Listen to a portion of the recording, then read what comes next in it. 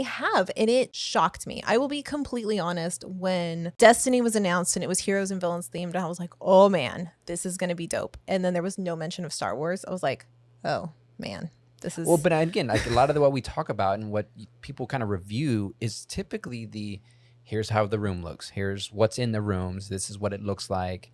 You know, basically like the physical parts of it. And you don't really hear I mean, you get the shows, but not like the cruise director interactions. Right. Like, But with heroes and villains, a lot of the things that are special to this ship, like the little shows that they'll do in the Grand Hall, or in this case, it's called Saga, but that's kind of like their little comedy club venue area where they'll do a lot of trivia and karaoke and that type of stuff. All of those things were themed to heroes and villains specifically. And that's where the magic of this ship really like kicked in for me, because you did feel like you were part of everything that was happening. But speaking of Loki and like the Sandro thing, the villains play a huge part in pulling you into the story. So it's not just everybody's there to be a hero. Like, you're not the hero of your own story. You could also be the villain and side with them, and they'll be like, hey man, go give this message to Spider-Man when you see him. And it's just like, you're not cool. Like, like they're just like very silly little things, but they give you like a little mission to go carry out.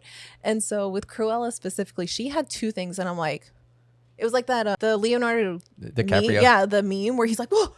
That's exactly what it was, because we're sitting in DeVille's bar, Cruella's bar, and all of a sudden the storytellers come in and we're writing a song for Cruella, and everybody's in on it. Everybody's shouting things out.